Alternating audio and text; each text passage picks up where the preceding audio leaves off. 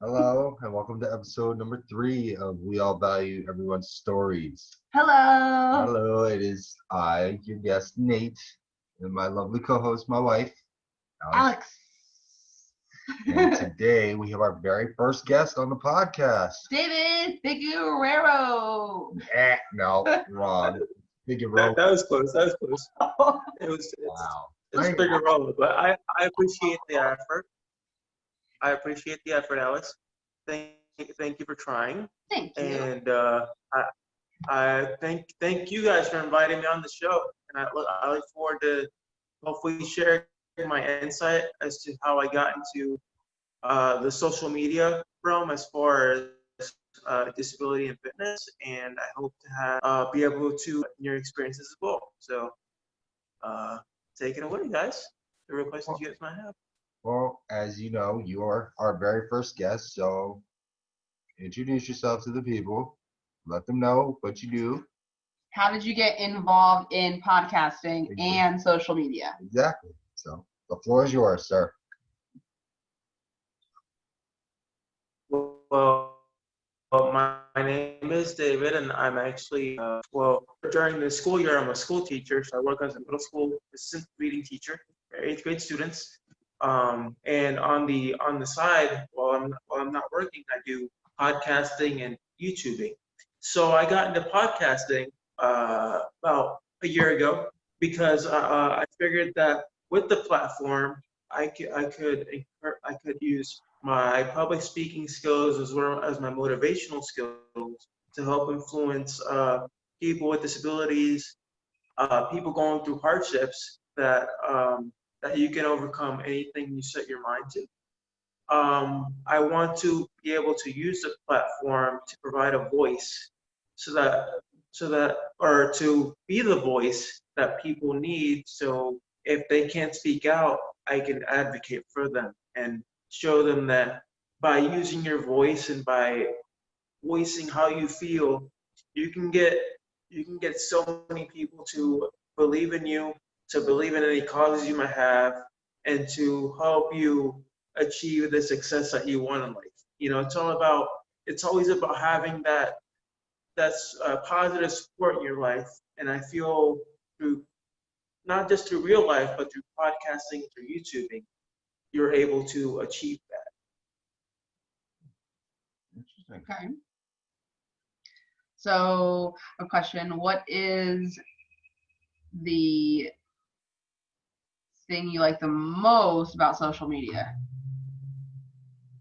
Well, the thing I like the most about social media is you can contact your family, keep in touch with your family, your friends.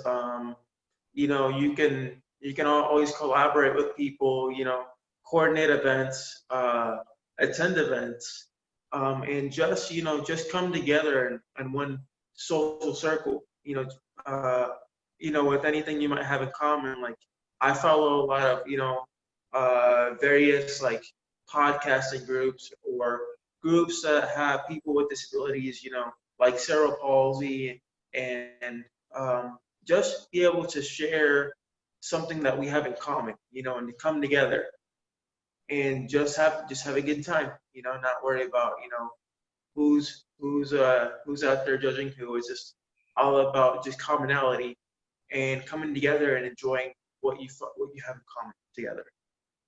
Nice. Okay. Very good. Very good.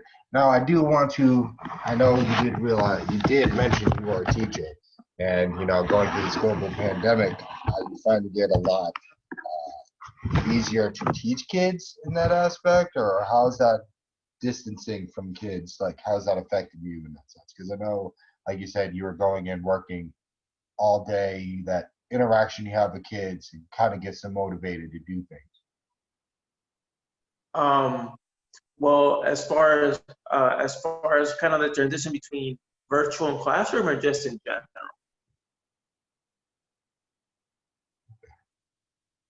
She's asking a question. Oh no! I'm sorry. As in, no, I'm just saying like that. The physical interaction, that one-on-one approach. How's that been for you? Because I know during this pandemic, I know it's kind of been hard. Like, and now it's transitioning into virtual learning. Virtual, yeah. it's always been as far as like the physical interaction in the classroom, it's always been well received. Like I'm all about, positive encouragement, using positive words, high fives, things like of that nature, because kids are very receptive to how you approach them and how you react, because they can sense negativity a mile away, and if they can sense negativity a mile away, they'll shut down. They won't listen to you. They won't talk to you. They won't do anything you ask them to do, and they just veer off on their own, do their own little thing.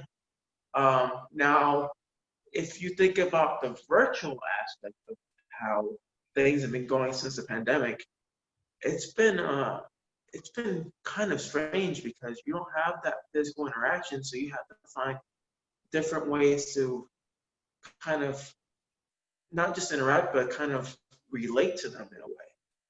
Like we're all sitting in front of a computer, and it's hard to kind of talk to them because you're like, or like to feel excited for them, because it's like, you can't feel that real excitement that you feel when you see them physically. Like they tell you about a certain thing that they did, and you can't high five them and be like, hey, like that's awesome, and you can't celebrate with them, and it's it's tough. It's tough, teaching virtually, but the thing that kind of keeps them going is just having that positive support right there.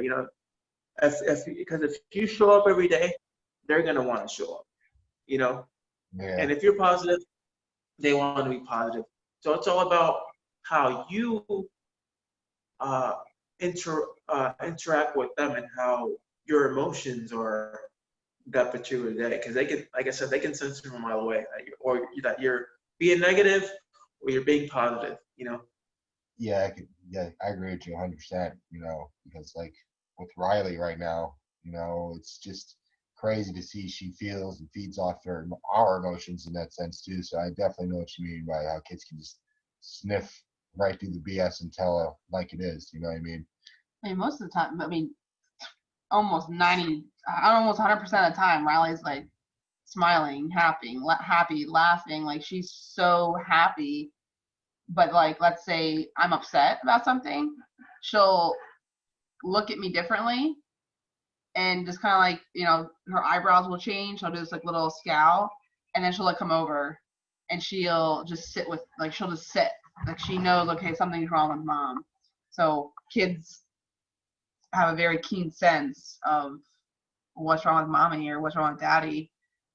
They know, and they're always listening. It's an incredible thing, right? It's incredible how kids can be so receptive to a lot of emotions.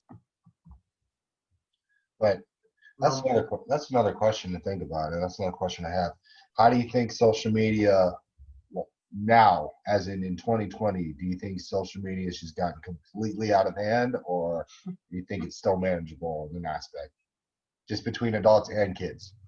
Oh yeah, for kids. Let me tell you, especially in the schools, kids will be like posting fights on like Snapchat and Instagram and glorifying it, and it's horrible. Like, it's terrible. But and in a way, you kind of expect that because they have access to it. So they're for kids, social media is all about attention and the views and just getting themselves out there. I hate to say it, but negatively, because kids are kids. They don't know that social media is about interacting with people and just making friends. They just think of social media as like, oh, this is about fun, and if I see something I want to like post it on World Star, and get that fame. You know what I'm talking about? Yeah, it's all about that. Like for them, it's all about it's all about feeling accepted. Social media for them is about feeling accepted. When you're a teenager, when you're a kid, and you're on social media, you're a totally different persona. You have a totally different persona, because when you're on social media, you're one person, but when you're on, you're another. You're totally different. Yeah, when you're completely offline and people see you for the real you, it's just like, It's like when you see these celebrities, being completely like you see all the glamour stuff, going to islands on vacations, yet you don't see the real side of it, where it's super difficult. There's always difficult decisions, and social media is not easy, especially for kids. It's hard. It's tough. You know, if I were a kid, if I were a kid with social media, I don't think I it'd be difficult just to get through it because I mean I grew up with the flip phone, so for crying out loud, with the Motorola yeah, Razor, yeah, no yeah, internet. yeah. I didn't get my first phone until I was like 18, which had social media. I remember we both had the flip phones when they first came out, and I remember how T-Mobile had the exclusive Sidekick, so that was pretty crazy. And we have an extra guest for you today. Since you're our first guest, we have a guest of our own. Say hi, Riley. Hi, girl. What are your thoughts on social media and kids? Well, very old school for my age, for sure. I'm very old soul when it comes to things, but social media and kids, that's 100% no. Like kids start off young on a phone, and they grow into thinking like what you said, like, oh, it's attention, I have to have likes, and then what happens is other people start bullying them, and then the kids will feel bad about themselves. There's absolutely no reason why 10-year-olds. You also have to think about human trafficking and Right. sexual predators out there. There's no reason why a 10-year-old should want to kill themselves, because they might be using the internet for, let's say to talk to their friends, like to like the PlayStation, okay? But then there's people that are using that same thing, letting their kids use that same thing with no supervision, and then their kids are the ones that are bullying the other kids. So when you have a young child, like these 2 and 3-year-olds on these cell phones out in public, which we witnessed at breakfast the other morning, this husband and wife was out with their daughter, not much older than Riley, maybe a year and a half, nearing 2, maybe. Okay, so maybe a little bit, obviously older, but they were so disengaged with their own daughter. She's sitting there in the high chair with the phone in her hand like this, playing a game. Like, that's awesome that a child that age can function and operate a phone, a game and these apps, but when you're disengaged with your child, they learn pretty quickly, and then they realize they're not going to listen to you. Yeah. They're not going to listen. And then when they get older, the parents complain, oh, you don't listen, or you show no respect. But you instill that behavior. If they're always on a game, or if they're always on the phone, and they're not going to want to listen. They're disengaged. They think that, oh, this is what I do, because kids are very aware. Mommy and daddy don't want to deal with me. And exactly. I don't feel like, as far as cell phones in general with kids in schools, I feel like cell phones should be placed in a corner in the classroom, away from the student's person. Not their backpack, not in their pocket, but away from them in the classroom, because from personal experience, being in the classroom and them using cell phones, it's constant. Put the cell phone away. Stop texting whoever. They'll be like playing a game or something. Or their grades are bad. You tell them to put it away, they give you an attitude. No tomorrow. Like I'll be getting cursed out, like for no reason, just for telling them to put their cell phone. I'm like. And the other thing that I feel it causes a negative is because if they're always, say, on a laptop or a tablet or a phone or whatever, all this technologies and all the social media that I have none of. I have no Twitter, no Snapchat, no Facebook. I have nothing. All it's doing is they're focused on that. They're not focused on, oh, I need to get good grades. I need to go to college, or am I going to enter the workforce instead of college? It's all about the technology, and then their grades are failing, and the parents get mad because they're not either graduating or they're not doing their homework. But if the child, if children are constantly on a technology, technical device, when you have children, you can't just, oh, here's my phone, because you don't want to deal with them. Of course, every parent has their breaking point, but you have to understand that when you do have children, you have to take time. You have to play the board games. You have to read to them. You have to do the learning stuff. And then, okay, hey, would you like to play like the PlayStation, your learning game? Or why are these 3-year-olds playing these fighting games where you're blowing people up? Then those kids later on in life could change into being one of these people that shoot up the schools. And there's a lot of reasons why things happen in this world based on social media. And just technology. Like with kids. I mean, it's as far as that situation, it's always about, it's a combination of, there's a lot of factors behind that. There's also the environment that the child is raised in. Yeah. Right. As well.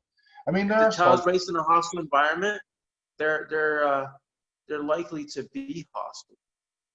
But I mean, I was raised, being able to play any game that I wanted, growing up, wrestling, any kind of game that had a little bit of, violence, it was there, but I didn't act upon it because, of course, parents knew self-control, and they knew that, what was right and what was wrong. And if they didn't like what they were seeing, then, they eliminated it, just so. It's all about self-control. And it makes you it's like with social media. It makes you wonder how much control is actually being done. If the children are on a tablet, phone, etc., is there a parental lock on certain things? These kids could be viewing whatever they want to view, and they're a young age, and then other things can play their mind, and then that one time can rewire them in a way that they think things are okay, because then they see other people doing it, and they learned it from the internet. Yeah, I mean, the pros are. Oh, well, there yeah. are some pros. There are some pros, you know what I mean? Just in case, like, if there are ever emergencies. I'm not saying technology is all bad in that aspect. It allows for kids to, it allows for the future generations to want to become, like, engineers or something, computer scientists, or, like, just. They learn how to type. They learn to type. They learn, how to use word art or Excel. Yeah. You become creative. Those are different ways of creativity, too. But it's just, like she said, there has to be some sort of limit being placed, There are instances, too, to where, like, say, if there were ever an emergency or at school, or they needed, or, hey, to get in contact with parents or a guardian or whatever. I understand those aspects, but it's not all bad. But like Alex was saying, there just needs to be some sort of limitation and parental guidance. Some sort of control. Yeah, some sort of. If Riley knew how to use a phone at 2, that's amazing. You know what I mean? That's amazing, because like a young child that knows and is so smart to know how to use something, take a picture, or oh, let's push this and I become an alien or a dog, that those filters and stuff, that's great.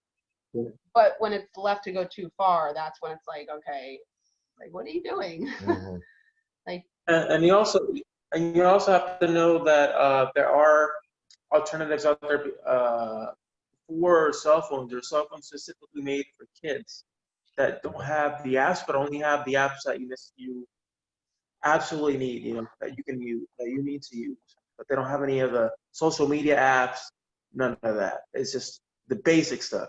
Yeah, I have noticed that too. Like certain you can set parental guidings and all that other stuff. Netflix, Hulu, what they view, what they watch, YouTube. They got YouTube Kids and all that other stuff. So there are limitations out there, but I feel like they're just not as many as some people would like. You know what I mean? There's always something around them. They're not very strict. There's the parents that want the parental control that are on this side of the fence, and then there's the ones that they just don't care. They don't care, and they don't care. Mm-hmm. That's sad. Like you'd be amazed with the kids that I deal with in the classroom and stuff that they tell me that they've encountered on social media themselves. It's like wow, you know about that, and it's like you don't expect that from a 13, 14-year-old, but it just happens, you know. They're just so curious, you know. Yeah, and that's kind of a crucial time too. Now you think about it, that preteen, teenage phase when they go through that, you know, it's very, very crucial. They're also their Yeah, self-esteem. You know, they think they have to Yeah, be this way or that way just to feel accepted. Just because, you know, a 14-year-old that might know about adult be content or behavior. content, what like yeah, they're gonna hear it in school. There's always that's gonna happen. Kids are gonna hear things. They're gonna come home, what's this, what's that, because they've never heard it, they've never seen it. Their parents don't talk about it in front of them. But oh, I forgot. Oh my gosh. It happens. It happens. I completely forgot. Oh my gosh. Yeah, What the heck? it's all right.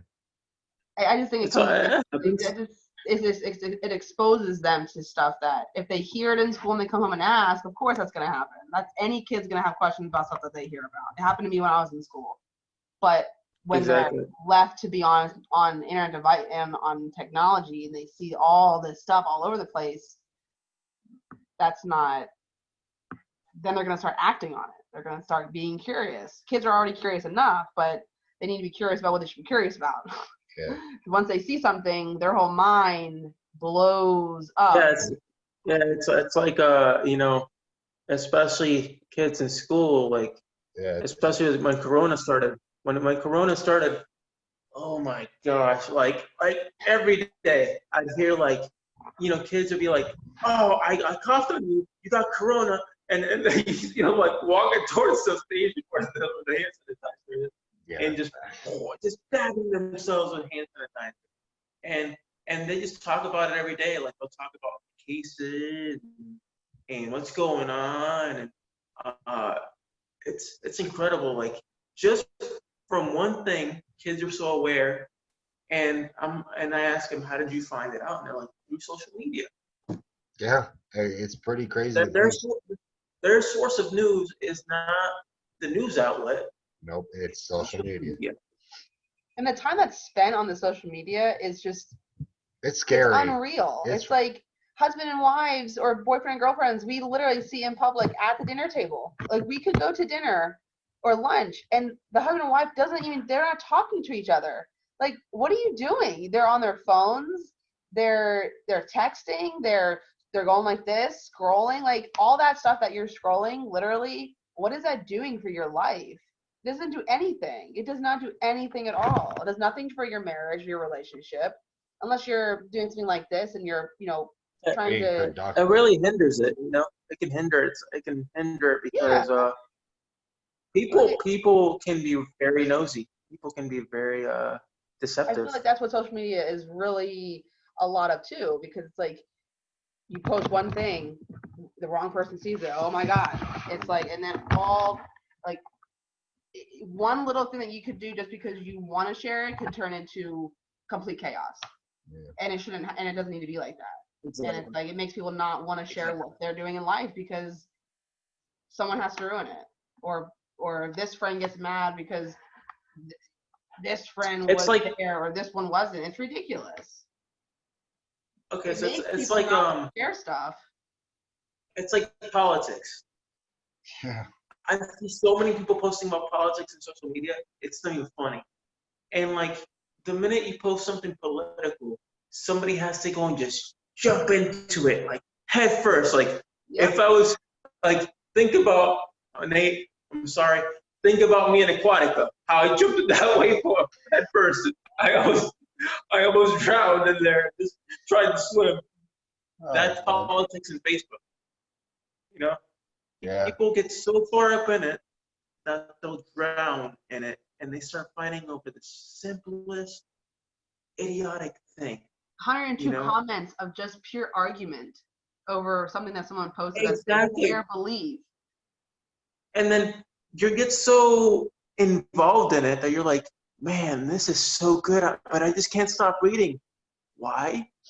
Because it's politics and it's on social media. Yeah. Yeah.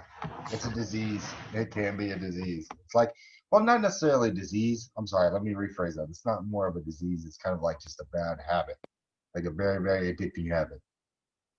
I feel like people use social media too I'm sorry, I feel like people use social media too as well to find out what people are doing, just so they know what someone's doing.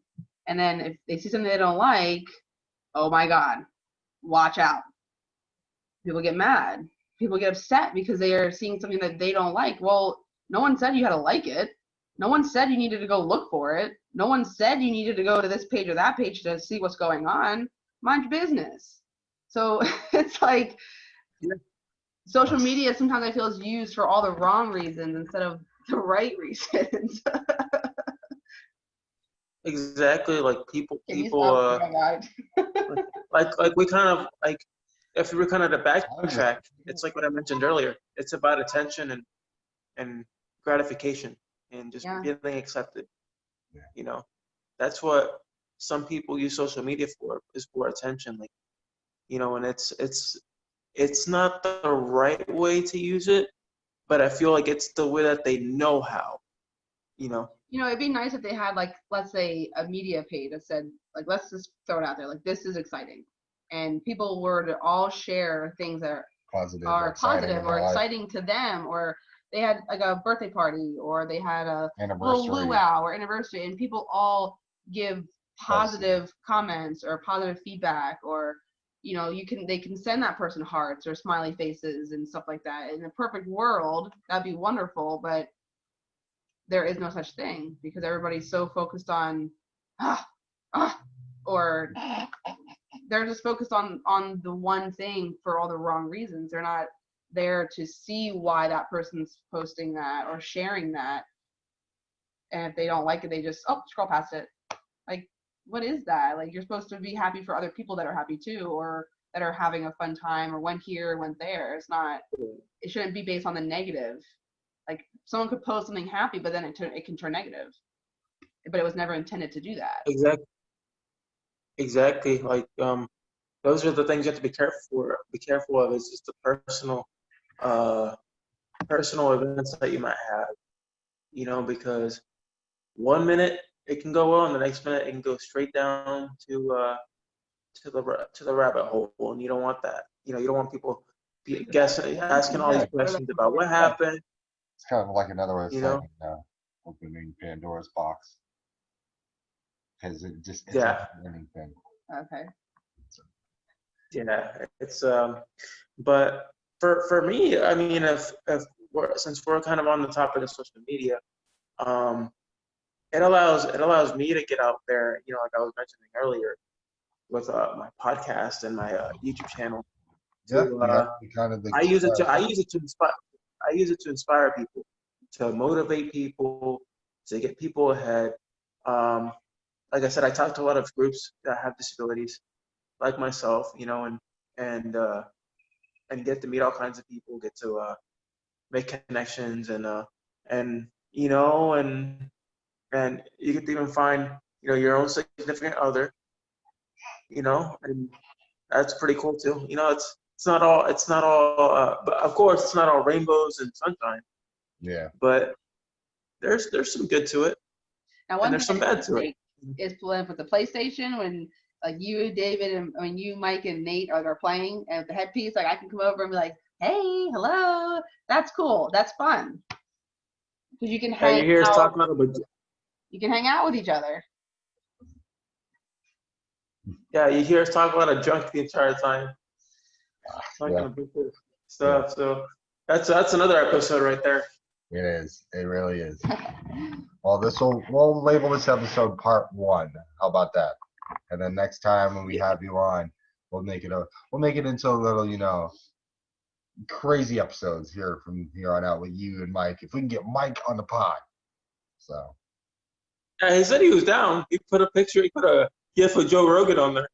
Oh yeah, so we'll actually have to or maybe you, me, and him will just probably do one separate podcast, and we'll save all our crazy stories for that one.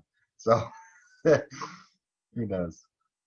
But yeah, do a blooper podcast. We're doing a bunch of You could also incorporate like Good. pros to social media, like to tie this into part two. Yeah. And like when you guys share memories of like you went to this wrestling event or you went to City Walk or Yeah. middle school, high school, things like that. It'd be kind of cool for you guys to Or do. Aquatica. Oh, Aquatica, yes, yes. That was a fun day. Yeah, that was a day to remember. But it's been a pleasure. Thank you for coming on to the pod, man. Yay! Thank you guys. I really appreciate it. It was a very informative conversation. I appreciated being able to kind of provide my insight, my experience, and talk a little bit about my podcast and YouTube channel. You guys can find me at David's CP Fitness. So D.A.V.I.D.S. CP Fitness. I will leave the link with the host, with your host, Nate, and he can share it on his video on the link. And you guys can find me there. So, I thank you guys for your time. And as I always say, with my motto, if I can do it, so can you. Thank you guys.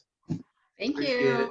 Thank you. Thank you. And you guys can follow the podcast on W.A.V.E.S Pod on Twitter. Follow us at W.A.V.E.S Pod on Instagram. And if you have any questions or you want to be featured on the next episode, please email the pod at waves with 2 S's podcast@gmail.com. You guys have a good night. Peace.